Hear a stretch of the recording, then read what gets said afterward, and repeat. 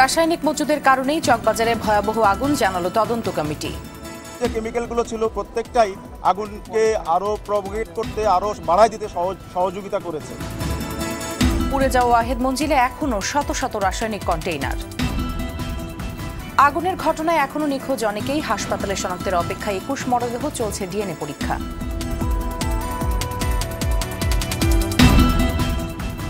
নিহতের স্বজনদের আহাজারিতে ভারী, চকবাজার ও ঢাকা মেডিকেল, লাশের জন্য মর্গের সামনে অপেক্ষা।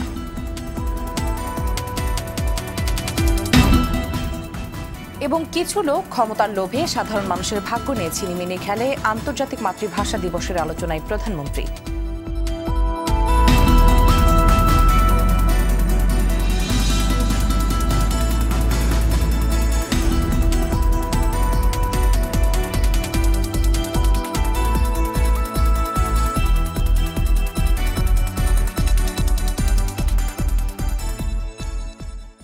আসসালামু আলাইকুম, স্বাগত জানাচ্ছি আরটিভি সন্ধ্যার সংবাদে। শুনছিলেন মার্কেন্টাইল ব্যাংক সংবাদ শিরোনাম। পুরো সংবাদে আপনাদের সাথে আছি আমি পারভিন মিতু এবং আমি সাবরিন শাকামিন।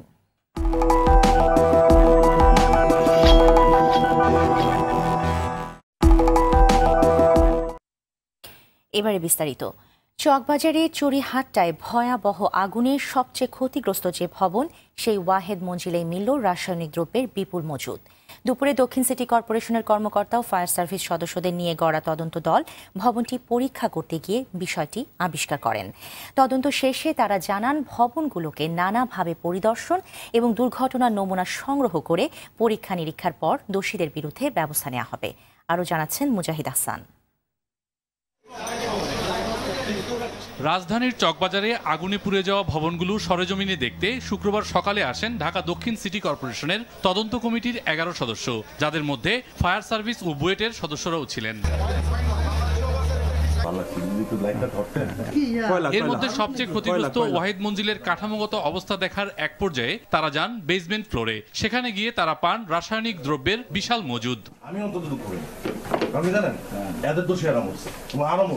পরে তারা সাংবাদিকদের জানান, ক্ষতিগ্রস্ত ভবনটিতে কোনো অগ্নি নির্বাপন ব্যবস্থা ছিল না।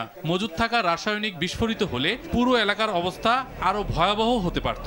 এখানে যে আরোগুলো ক্যানগুলো ছিল, যে ক্যানগুলো হলো আমরা জেনেছি যে লাইটারের রিফিল করার যে ক্যানগুলো ছিল, সেগুলো এর বিল্ডিং এর ভিতরে ছিল। আর লাইটারের ক্যানের ভিতরে যে পদার্থ থাকে সেটা বুঝতেই পারছেন, এটা নিজেই একটা দাহ্য পদার্থ, মানে সেই আগুন জ্বালাতেই তো সাহায্য করে। এছাড়াও যে কেমিক্যালগুলো ছিল প্রত্যেকটাই আগুনকে আরো প্রভোগেট করতে, আরো বাড়ায় দিতে সহযোগিতা করেছে। রাজুকের এক কর্মকর্তা জানান, বারবার বোঝানোর পরও পুরান ঢাকা থেকে রাসায়নিকের গুদামগুলো সরানো যায়নি। এই এলাকাটা পুরোটাই কিন্তু একই রকম অবস্থা, এবং রাজুক সময় সময় কিন্তু পদক্ষেপ নিয়েছে এবং নোটিশও রাজুক করে। কিন্তু আরেকটা বড় বিষয় আমি এখানে বলতে চাই যে এটা কিন্তু একটা কমন সেন্সেরও ব্যাপার। এটা যাকে রাজুককে নোটিশ দিয়েই বলতে হবে এরকম তো বিষয় নয়। বিষয়টা আপনি উপরে রেসিডেন্সিয়াল বসবাস করছেন, আপনার কি নিজস্ব কোনো দায়িত্ব নেই? আপনি এখানে যে কেমিক্যাল দাহ্য এরকম গোডাউন আপনি তৈরি করছেন। এক সপ্তাহের মধ্যে পুড়ে যাওয়া ভবনের কলামগুলো পরীক্ষা করে ব্যবহার উপযোগী হবে কিনা সে বিষয়ে প্রতিবেদন জমা দেবে সিটি কর্পোরেশনের তদন্ত কমিটি। একতলা এবং দ্বিতীয় তলার মধ্যেই আসলে কলাম এবং বিমগুলোতে বেশি ক্ষতিগ্রস্ত হয়েছে। তবে এটা কতখানি ক্ষতিগ্রস্ত হতে, অর্থাৎ ভবনটাকে টিকিয়ে রাখা যাবে কিনা সেটার জন্য আমাদের আরো কিছু পরীক্ষা নিরীক্ষার প্রয়োজন আছে। এদিকে ভবনটি নানাভাবে পরীক্ষা নিরীক্ষা করে স্বরাষ্ট্র মন্ত্রণালয়ের তদন্ত দল। তদন্ত কমিটির একদম টার্মস অফ রেফারেন্স হচ্ছে এই অগ্নিকাণ্ডের উৎস বের করা, কারণ খুঁজে বের করা, এবং ভবিষ্যতে যদি এই ধরনের কাজ আর ঘটনা না ঘটে সেটার জন্য কর্মপন্থা নির্ধারণের জন্য সরকারের নিকট সুপারিশ প্রদান। এর আগে সকাল থেকেই পুড়ে যাওয়া ভবন ও এর আশপাশের এলাকা পরিষ্কারে নামেন সিটি কর্পোরেশনের কর্মীরা। মুজাহিদ আহসান, আরটিভি, ঢাকা। দর্শক, চকবাজারে আছেন সহকর্মী এহতেরামুল হক, সেখান থেকে সরাসরি যুক্ত হচ্ছেন তিনি। এহতেরাম, আমরা ইতিমধ্যে জেনেছি যে চকবাজারের যে ওয়াহেদ মঞ্জিলে বিপুল পরিমাণ রাসায়নিকের মজুদ পাওয়া গেছে, সেটি অপসারণে কোনো উদ্যোগ নেওয়া হয়েছে কিনা এবং এ ব্যাপারে কি তথ্য আছে আপনার কাছে?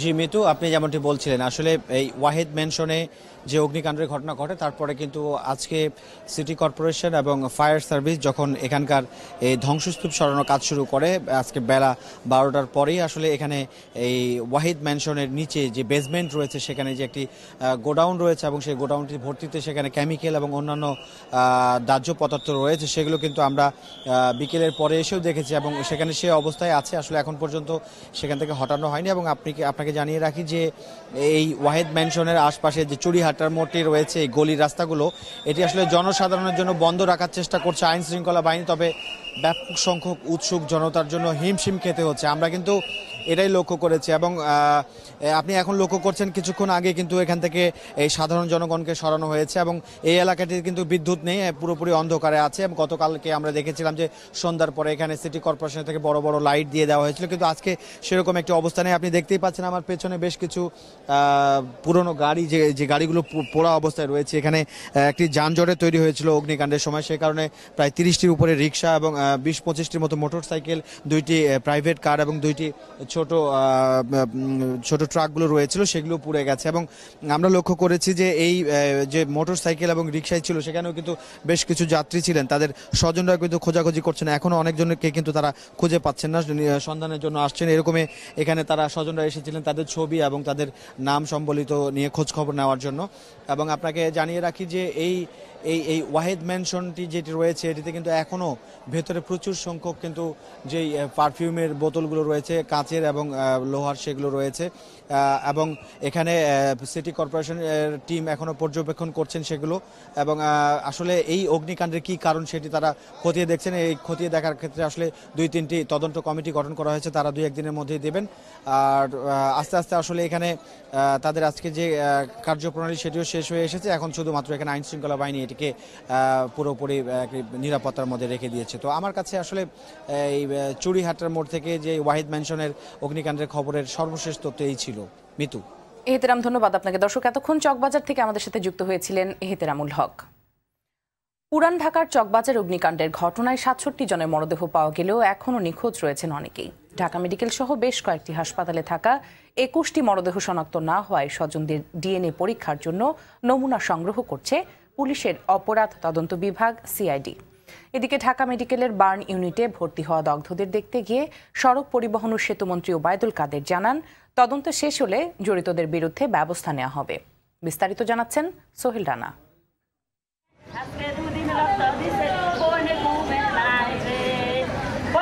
প্রিয়জন হারানোর কষ্ট হয়তো এমনই হয়, সান্ত্বনা দেওয়ার ভাষা হয়তো জানা নেই কারো কাছেই। লাশ নিতে আসা স্বজনদের আহাজারিতে ভারী হয়ে উঠেছে ঢাকা মেডিকেলের পরিবেশ। শনাক্ত হওয়া 46টি মরদেহ স্বজনদের হাতে তুলে দেয়া হলেও নিখোঁজ অনেকের সন্ধানে হাসপাতালে ভিড় করছেন স্বজনেরা। আমার বাবার মরদেহ যদি পাইতাম আমি বুক করে নিয়ে যাব। খুঁজতেছি কালকে থেকে, পাইতেছি না লাশ নিয়ে যেতে পারিনি। বলছে আজকে সকালে দিব, বলছে আয়েন 7-8টা থেকে আয়েন, লয়ে যায়। তবে এখন পর্যন্ত 21 জনের লাশ শনাক্ত না হওয়ায় স্বজনদের ডিএনএ নমুনা সংগ্রহ করা হচ্ছে বলে জানান সিআইডি পুলিশ। এই মুহূর্তে দাবিদারদের থেকে আমরা রক্ত সংগ্রহ করছি। আর গতকাল আমরা যারা মৃত ব্যক্তিদের ডেড বডি থেকে সেখান থেকে আমরা মাসেল সংগ্রহ করেছি, আমরা দাঁত সংগ্রহ করেছি। নমুনা সংগ্রহের পর আমরা ল্যাবের কাজ শুরু করব। প্রোফাইলিংয়ের যে প্রসেস, এটা কিছুটা সময় লাগবে আমাদের। এদিকে ঢাকা মেডিকেলে ভর্তি আহত 9 জনের অবস্থাও আশঙ্কামুক্ত নয় বলে জানিয়েছেন বার্ন ইউনিটের প্রধান অধ্যাপক সামন্তলাল সেন। 5 জনকে আইসিইউতে নিয়ে গেছি, আর বাকি 4 জন আছে। তবে ওই সেই একই কথা, বার্ন রোগী কোনোদিনই কিন্তু প্রথম 48 ঘন্টা কিছু বলা যাবে না, যত দিন যাবে অত। তবে সবাই কেউ কিন্তু ঝুঁকিমুক্ত না। সকালে দগ্ধদের দেখতে হাসপাতালে যান সড়ক পরিবহন ও সেতুমন্ত্রী ওবায়দুল কাদের। এ ধরনের ঘটনা যাতে আর না ঘটে সরকার সে ব্যাপারে দ্রুত ব্যবস্থা নেবে বলেও জানান তিনি। টাকা পয়সা দিয়ে তো এই ক্ষতি পুষিয়ে নেওয়া যাবে না। মানবিক আর্থিক সাহায্য, পুনর্বাসন, এ ব্যাপারে যা যা করণীয় সবই প্রধানমন্ত্রী শেখ হাসিনা নির্দেশ দিয়েছেন এবং প্রয়োজনীয় ব্যবস্থা নিতে বলেছেন। পরে আহতদের দেখতে হাসপাতালে যান রেলমন্ত্রী ও ধর্ম প্রতিমন্ত্রী। এ ঘটনায় প্রধানমন্ত্রীর নির্দেশে সরকারের পক্ষ থেকে সার্বিক সহযোগিতা করা হচ্ছে বলেও জানান তারা। আহত হয়ে আছেন সরকারের পক্ষ থেকে। সোহেল রানা, আরটিভি, ঢাকা। চকবাজারের আগুনের ঘটনায় নিহতের স্বজনদের আহাজারিতে ভারী হয়ে আছে চকবাজার ও ঢাকা মেডিকেলের পরিবেশ। লাশের জন্য মর্গের সামনে অপেক্ষায় রয়েছে অনেকে। আতিকা রহমানের রিপোর্ট, ক্যামেরায় ছিলেন নোমান খসরু।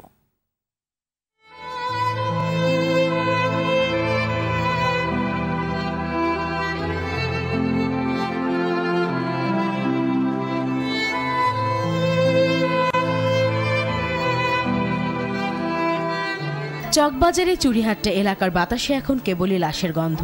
জ্বলে পুড়ে ছাই হওয়া ধ্বংসস্তূপ, ক্ষতিগ্রস্ত ভবন ও সামনের গলিতে ছড়িয়ে ছিটিয়ে আছে ক্ষতচিহ্ন। যেখানে পুড়ে গেছে মানুষ, পুড়ে ছাই হয়েছে নিহতের স্বজনদের স্বপ্ন ভবিষ্যতের দিনগুলো।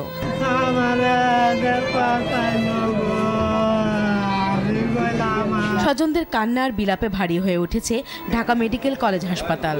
5 বছরের ছোট্ট শিশু সানিন বাবার সঙ্গে অপেক্ষা করছে মায়ের লাশের জন্য। সানিনও 5 মাস বয়সী মেয়েকে রেখে ওষুধ কিনতে গিয়েছিলেন মা হালিমা বেগম শিলা। সন্তানদের কাছে আর ফিরতে পারেননি অভাগা মা। ছোট্ট মেয়ে সানিন এখনো মায়ের মৃত্যুর ঘটনা বুঝে উঠতে পারেনি, কেবল সবাইকে বলে বেড়াচ্ছে মায়ের ফিরে না আসার গল্প। আগুন আমার সবকিছু, এই যে গলা সেন্টার হাতে ছুরি সব ভাঙে গেছে। আবার কি হয়েছে, আমার আম্মু মারা আগে আগুন সব আমার আম্মু বুকের আগে গেছে, শুধু আম্মু ওখানে শুয়ে আসছিল। এবার আমার পাপা গয়াসি সব মারা গেছে। স্ত্রীকে হারিয়ে 2 শিশু সন্তানকে নিয়ে পাগল প্রায় অবস্থা সানির বাবার। বড় বড় সহ্য করতে পারে না, আমার এই বাচ্চাগুলো কিভাবে সহ্য করবো? আমার বাচ্চার কি বুক কেঁদে হয়ে যায়, কার কাছে রাখব, কি আর মাঠে। অন্যদিকে দুর্ঘটনায় প্রাণ হারানো নর্থ সাউথ বিশ্ববিদ্যালয়ের শিক্ষার্থী রোহানের লাশ এখনো শনাক্ত হয়নি। ডিএনএ নমুনা দিয়ে বাবা মা অপেক্ষায় আছেন যদি লাশ পাওয়া যায়। চলতি রিক্সা চলে আসছি, মনে মনে ধরে গেছি বাবা বিসমিল্লাহ আল্লাহ নাম লিয়ে যাও। বাবা ঠিকই ওইদিকে না আসছে, আইসা এনো বন্ধু বান্ধব গেছে আর ফিরে না। মর্গে যে পেশেন্টগুলো আছে পড়া যাওয়া, ওদেরকে দেখছি, ওদের চেহারার সাথে আমার মনে চেহারার কোনো মিল নেই। ঠিক অবস্থা তেমন ভালো না। 2টা ছেলে আর কি, ওরা 16-17 বছর করে, একজনের ওরাও ছোট, এখন কিছু করার মতো ক্ষমতা নাই। প্রিয়জনের লাশ খুঁজে বেড়াচ্ছেন আরো অনেকে। আরো কত প্রাণ গেলে লাশের মিছিল আরো কত লম্বা হলে একটি মানবিক শহরে মানুষের জীবনের নিশ্চয়তা মিলবে, এই প্রশ্ন এখন সবার। আতিকা রহমান, RTV, ঢাকা। চকবাজারে অগ্নিকাণ্ডে নোয়াখালীর সোনাইমুড়ি সহ বিভিন্ন উপজেলার নিহতদের দাফন শেষ হয়েছে। এ সময় স্বজনদের কান্নায় ভারী হয়ে ওঠে চারপাশ। নোয়াখালী প্রতিনিধি মনির হোসেন বাবুর তথ্যচিত্রে জানাচ্ছেন অভি ইসলাম। চকবাজারের অগ্নিকাণ্ডে কাঁদছে নোয়াখালী জেলার সোনাইমুড়ি সহ কয়েকটি উপজেলা। স্বজনদের তথ্য অনুযায়ী আগুনে নিহতদের মধ্যে শুধু নোয়াখালীরই বাসিন্দা 32 জন। বৃহস্পতিবার রাতে ঢাকা থেকে মরদেহগুলো গ্রামের বাড়িতে ফিরতে শুরু করলে কান্নায় ভারী হয়ে ওঠে চারপাশ। দোকানে ছিল, দোকানে জাপ টানতেছে, ওরা ওই জাপের ভিতরে থাকি আপনার সিদ্ধ হয়ে গেছে, কিন্তু বাইরে যারা ছিল তারা সব কয়লা হয়ে গেছে। সিলিন্ডার ব্লাস্ট হয়ে তারপরে ট্রান্সফরমারে মানে সংযোগ লাগে, এরপর পুরোটা মুহূর্তের মধ্যে শেষ। বৃহস্পতিবার রাত থেকেই নিজ নিজ গ্রামে জানাজার পর দাফন সম্পন্ন করা হয় মরদেহগুলোর। 8 জনকে আমি শনাক্ত করে আত্মীয় স্বজনের হাতে হস্তান্তর করা হয়েছে। বাকিগুলোকে যেন সরকার আত্মীয় স্বজনের হাতে পুনরায় তদন্ত করে হস্তান্তর করা হয়। সরকার যেন তাদের পরিবারকে বিভিন্নভাবে সহযোগিতা করেন। এদিকে নিহতদের মধ্যে শুক্রবার সকালে নাটেশ্বর গ্রামের হেলাল উদ্দিন, ঘোষকামতা গ্রামের মাসুদ রানা ও মাহবুবুর রহমান রাজুকে পারিবারিক কবরস্থানে দাফন করা হয়। এর আগে বৃহস্পতিবার রাতে বেগমগঞ্জের মুজাহিদপুরে কামাল হোসেন, কোম্পানিগঞ্জের জসিম উদ্দিন, পশ্চিম নাটেশ্বর গ্রামের মোহাম্মদ আলী হোসেন, মধ্য নাটেশ্বরের সিদ্দিকুল্লাহ, মির্জানগরের সাহাদ হোসেন হীরা, নাসির উদ্দিন ও বারগাঁও ইউনিয়নের আনোয়ার হোসেনের দাফন সম্পন্ন হয়। এদিকে আগুনে নিহত পাবনার ইমরোজ ইমতিয়াজ রাসুকে জানাজা শেষে পারিবারিক কবরস্থানে দাফন করা হয়। বেড়া উপজেলার ভারেস্তা স্কুল মাঠে তার জানাজা হয়। অভি ইসলাম, RTV। চকবাজার অগ্নিকাণ্ডে নিহত পটুয়াখালীর কাজী এনামুল হক অভি ও মোহাম্মদ মুজিবুর রহমান হাওলাদারের দাফন পটুয়াখালীর মির্জাগঞ্জ উপজেলার গ্রামের বাড়িতে সম্পন্ন হয়েছে। কাজী এনামুল হক অভিকে রামপুর গ্রামে এবং মুজিবুর রহমান হাওলাদারকে সন্তোষপুর গ্রামে দাফন করা হয়। পারিবারিক সূত্রে জানা যায়, কাজী এনামুল হক অভি ঢাকা সিটি কলেজ থেকে সদ্য BBA পাশ করেন। বুধবার রাতে দাঁতের চিকিৎসা করানোর জন্য চকবাজারে যান তিনি। আর সন্তোষপুর গ্রামের মজিবুর রহমান হাওলাদার ছিলেন একটি প্লাস্টিক কারখানার কর্মী।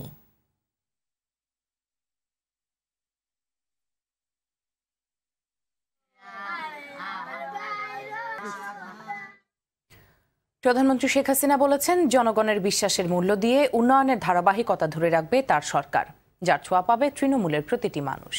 বিকেলে রাজধানী কৃষিবিদ ইনস্টিটিউশন মিলনায়তনে মহান ২১শে ফেব্রুয়ারির আলোচনায় তিনি বলেন, দেশের কিছু মানুষ ক্ষমতার লোভে মানুষের ভাগ্য নিয়ে ছিনিমিনি খেলে। দেশবাসী ভালো থাকলে তারা অশান্তিতে ভোগে। শরীয়ত খানের রিপোর্ট।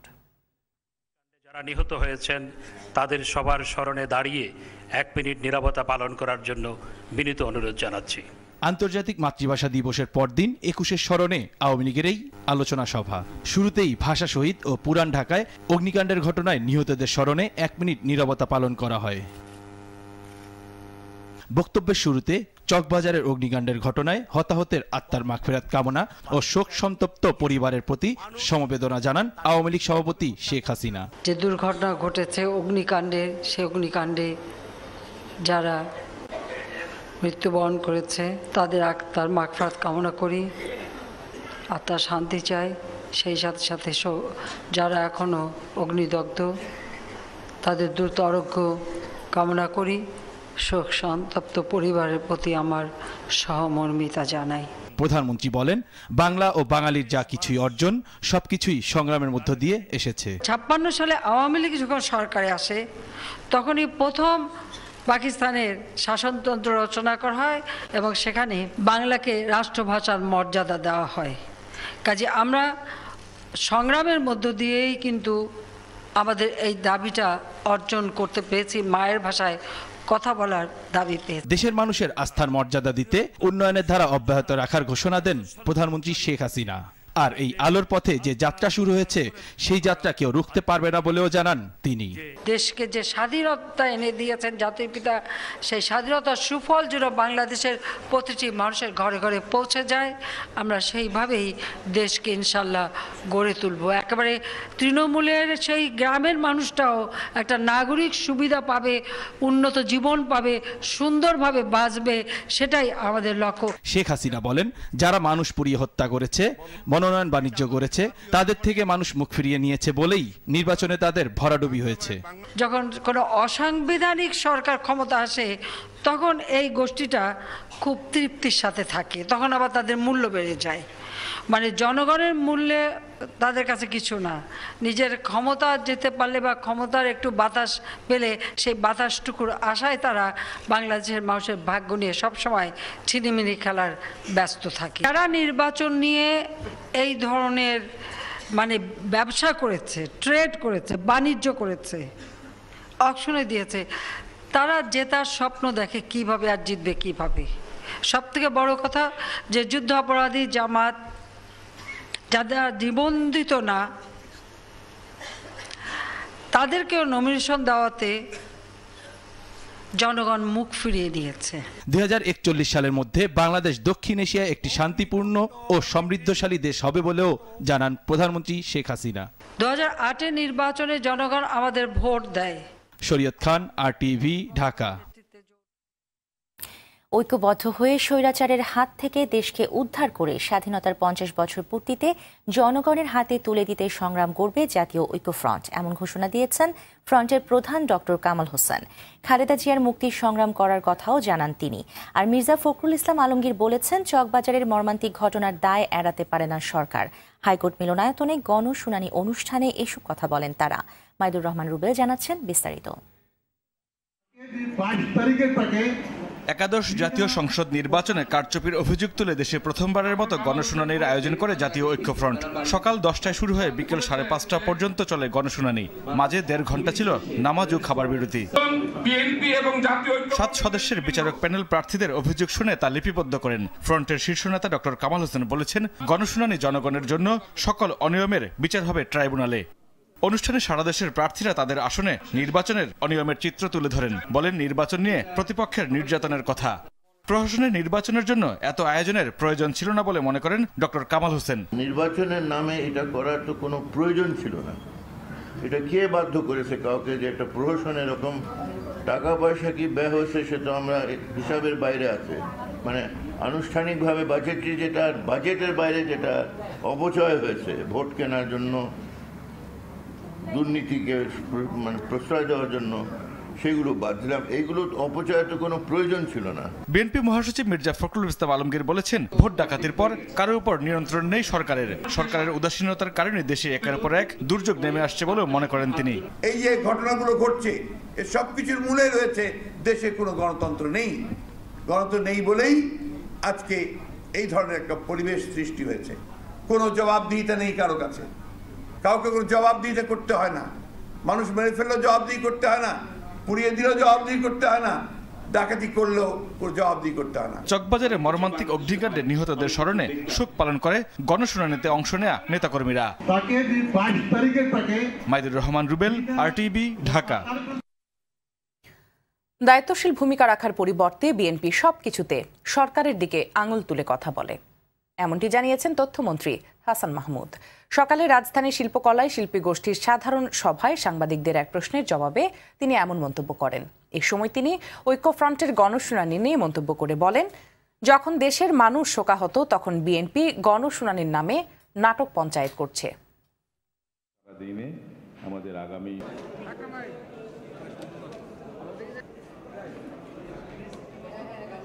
সবকিছুতে সরকারকে দায়ী করা, কোনো দুর্ঘটনার জন্য দায়ী করা, এই যে বাতিক, এটি দায়িত্বশীল বিরোধী দলের ভূমিকা।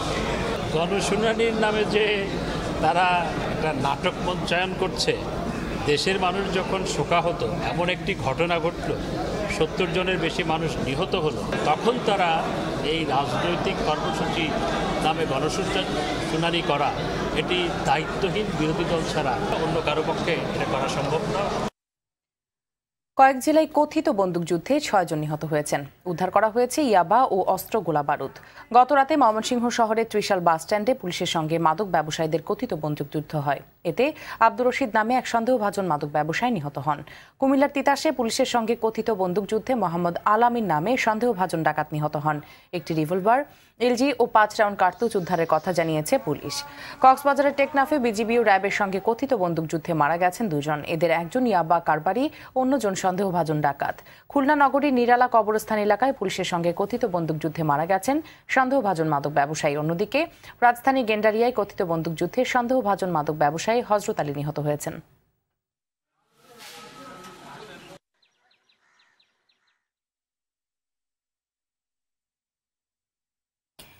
দর্শক, এই মুহূর্তে চকবাজারে অগ্নিকাণ্ডের ঘটনায় ঢাকা মেডিকেলে আছেন সহকর্মী খান আলামিন। সেখান থেকে সরাসরি যুক্ত হচ্ছেন তিনি। আলামিন, ডিএনএ পরীক্ষার জন্য নমুনা সংগ্রহ করা এখন কোন পর্যায়ে আছে? কবে নাগাদ ফলাফল পাওয়া যেতে পারে? কি বলছে হাসপাতাল কর্তৃপক্ষ? আর আহতদের অবস্থা এখন কেমন? তাদের সুস্থ হয়ে ওঠার সম্ভাবনা আসলে কতটুকু? কি বলছেন চিকিৎসকেরা, আমাদের জানাবেন। 21 জনের নাম আমরা জানি যে এখন পর্যন্ত আসলে শনাক্ত করা হয়নি যে 21 জন মরদেহ রয়েছে। তো এর মধ্যে 18 জনের পরিবারের পক্ষ থেকে ডিএনএ নমুনা দেওয়া হয়েছে। হাসপাতাল কর্তৃপক্ষ জানিয়েছে যে 18 জনের ডিএনএর সাথে 21 জনের যে মরদেহ রয়েছে তাদের ডিএনএ মিলিয়ে দেখা হবে যে আসলে কে কার স্বজন। আর বাকি 3 জনের পক্ষ থেকে এখন পর্যন্ত কেউ আবেদন করেনি, ফলে 3 জনের মানে অবস্থা আসলে অজ্ঞাত পরিচয় রয়ে যাচ্ছে। তো এই হচ্ছে আসলে সেখানকার মানে যারা নিহত হয়েছেন তাদের সবশেষ অবস্থা। এবং আহতদের বিষয়ে যিনি জানতে চাচ্ছিলেন যে আমরা কিছুক্ষণ আগেও সামন্তলাল সেন, যিনি ঢাকা মেডিকেল বার্ন ইউনিটের প্রধান সমন্বয়ক, তিনি যেটি বলেছেন যে এখন পর্যন্ত এখানে 9 জন ভর্তি রয়েছেন বার্ন ইউনিটে। তো এই 9 জনের অবস্থাই কিন্তু আশঙ্কাজনক এবং তাদের মধ্যে 5 জনকে আইসিইউতে রাখা হয়েছে, অর্থাৎ সবচেয়ে বেশি গুরুতর অবস্থা যে 5 জনের, সেই 5 জনকে আইসিইউতে রাখা হয়েছে এবং বাকি 4 জন এখনও সাধারণ ওয়ার্ডে রয়েছে। তো এর মাঝে আসলে প্রত্যেকেরই কিন্তু 20 থেকে 30% পুড়ে গেছে শরীরের বিভিন্ন অঙ্গ প্রত্যঙ্গ। তো যেটি বলছেন যে সামন্তলাল সেন, যে আসলে কত শতাংশ পুড়ে গেছেন তার চেয়ে বেশি ভয়াবহতা হচ্ছে শ্বাসনালী পড়ে যাওয়ার, বিশেষত এর মাঝে কয়েকজনেরই কিন্তু শ্বাসনালী পড়ে গিয়েছে, যার ফলে যাদের শ্বাসনালী পড়ে গিয়েছে তাদেরকে রক্ষা করাটা আসলে অনেক জটিল বলে তিনি দাবি করছেন এবং বলছেন যে 9 জন এখানে ভর্তি রয়েছে প্রত্যেকের অবস্থায় আসলে ঝুঁকিপূর্ণ। তারপরে তারা সর্বোচ্চ চেষ্টা চালিয়ে যাচ্ছেন, কারণ আপনি জানেন যে প্রধানমন্ত্রী শেখ হাসিনার পক্ষ থেকে বলা হয়েছে এবং স্বাস্থ্যমন্ত্রী জাহিদ মালিক তিনিও বলেছেন যে যারা আহত অবস্থায় ঢাকা মেডিকেলে কিংবা বার্ন ইউনিটে ভর্তি রয়েছেন তাদের সর্বোচ্চ চিকিৎসা এবং সহযোগিতা এবং সরকারি খরচে তাদের চিকিৎসা করার তারা ঘোষণা দিয়েছেন এবং সেই জন্য বার্ন ইউনিট কর্তৃপক্ষ কিন্তু যারা গতকালকের অগ্নিকাণ্ডের ঘটনায় আহত হয়ে এখানে বার্ন ইউনিটে ভর্তি হয়েছেন তাদের ব্যাপারে একটু বেশি কেয়ার নিচ্ছেন এবং চেষ্টা করে যাচ্ছেন যে সবাইকে যাতে সুস্থ করে তোলা যায়। তো এই হচ্ছে আসলে বার্ন ইউনিট এবং ঢাকা মেডিকেলে যারা ভর্তি রয়েছে কিংবা নিহত রয়েছেন এখন পর্যন্ত যাদের পরিচয় শনাক্ত হয়নি তাদের সবশেষ অবস্থা। মিম, ধন্যবাদ আলামিন আপনাকে। দর্শক, এতক্ষণ ঢাকা মেডিকেল কলেজ থেকে জানাচ্ছিলেন সহকর্মী খান আলামিন। আন্তর্জাতিক মাতৃভাষা দিবস উপলক্ষে ভোলায় চলছে 7 দিন ব্যাপী 21শে বইমেলা। গতকাল বিকেলে শহরের ওবায়দুল হক বাবুল মোল্লা কলেজ মাঠে এর উদ্বোধন করেন জেলা প্রশাসক মোহাম্মদ মাসুদ আলম সিদ্দিক। মেলায় ভাষা আন্দোলন ও মুক্তিযুদ্ধ কেন্দ্রিক উপন্যাস, গল্প, কবিতা ও ইতিহাস ঐতিহ্যের বই স্থান পেয়েছে। 27 ফেব্রুয়ারি পর্যন্ত প্রতিদিন বিকেল 3টা থেকে রাত 9টা পর্যন্ত চলবে মেলা। মেলা মঞ্চে থাকছে বিভিন্ন সংগঠনের পরিবেশনায় সাংস্কৃতিক অনুষ্ঠান।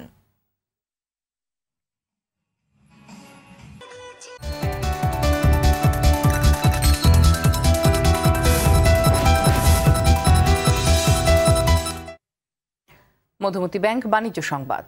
বাজারে আমদানি কম থাকায় দাম বেড়েছে সব ধরনের মাছের। আগের সপ্তাহের মতোই বেশি দামে বিক্রি হচ্ছে গরু, খাসির মাংস। তবে স্থিতিশীল রয়েছে মুরগির বাজার। এদিকে মৌসুমের শেষ দিকে এসে কিছুটা বাড়তি দামে বিক্রি হচ্ছে সবজি। সাকিবুর রহমানের রিপোর্ট। রাজধানীর অন্যতম বড় পাইকারি কাউরান বাজারের চিত্র বলছে আমদানি কম থাকায় সব ধরনের মাছের দাম বেড়েছে। চড়া দামে বিক্রি হচ্ছে ইলিশ মাছ। এই মাছ বেশি গত সপ্তাহে বেশি 1400, আজকে বিক্রি করতেছি জোড়া 1500 টাকা। আমদানি কম কারণে মাছের দাম বাইরে আছে। শীতের শেষের দিকে যখন পানি কমে যায় মাছের দাম একটু কমে, বাট এবার ওভাবে কমে নাই। গরু ও খাসির মাংসের দাম আগের বাড়তি দামেই বিক্রি হচ্ছে। বিক্রেতারা বলছেন গরুর আমদানি কম থাকায় দাম কমার সম্ভাবনা নেই। বেশি কারণে ইন্ডিয়ান বর্ডারটা বন্ধ, ইন্ডিয়া থেকে মাল আইতেছে না। বর্ডার খুলে দিলে আবার মালের দাম কমে দেবে। গরুর দাম বর্তমানে 5 টাকা কেজি, যা আমাদের জন্য খুব কঠিন হয়ে দাঁড়াচ্ছে। দেশি মুরগির দাম বাড়লেও ব্রয়লার মুরগি কেজিতে 10 টাকা কমেছে। ব্রয়লার মুরগি 150-55 চলতেছে আজকের বাজারে আর কি। শীতের শেষে সবজির দাম কমার কথা থাকলেও বিক্রি হচ্ছে কিছুটা বেশি দামে। কপির দামটা আগের থেকে একটু বাড়তি, কারণ এখন তো সময় শেষ।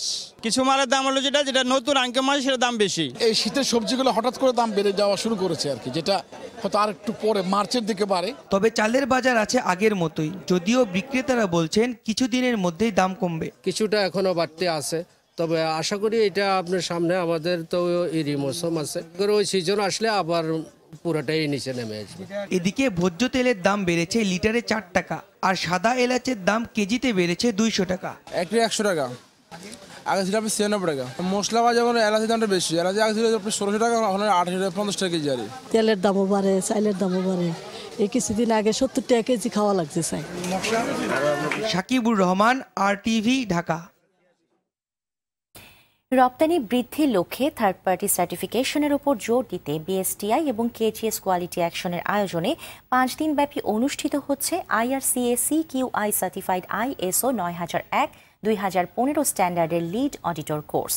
রাজধানীর তেজগাঁওয়ে বিএসটিআই ভবনে চলছে এই কোর্সটির উদ্বোধন করেন বিএসটিআই এর মহাপরিচালক মোহাম্মদ মোয়াজ্জেম হোসেন এবং কেজিএস কোয়ালিটি অ্যাকশনের country director Mohammad Ahsan Habib.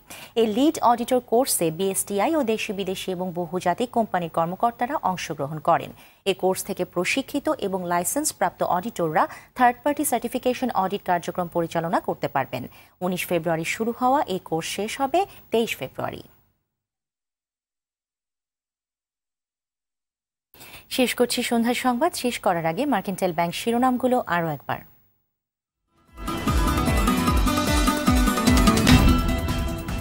রাসায়নিক মজুদের কারণে চকবাজারে ভয়াবহ আগুন, জানালো তদন্ত কমিটি। পুড়ে যাওয়া ওয়াহেদ মঞ্জিলে এখনো শত শত রাসায়নিক কন্টেইনার। আগুনের ঘটনায় এখনও নিখোঁজ অনেকেই, হাসপাতালে শনাক্তের অপেক্ষায় 21 মরদেহ, চলছে ডিএনএ পরীক্ষা। নিহতের স্বজনদের আহাজারিতে ভারী, চকবাজার ও ঢাকা মেডিকেল, লাশের জন্য মর্গের সামনে অপেক্ষা। এবং কিছু লোক ক্ষমতার লোভে সাধারণ মানুষের ভাগ্য নিয়ে ছিনিমিনি খেলে, আন্তর্জাতিক মাতৃভাষা দিবসের আলোচনায় প্রধানমন্ত্রী।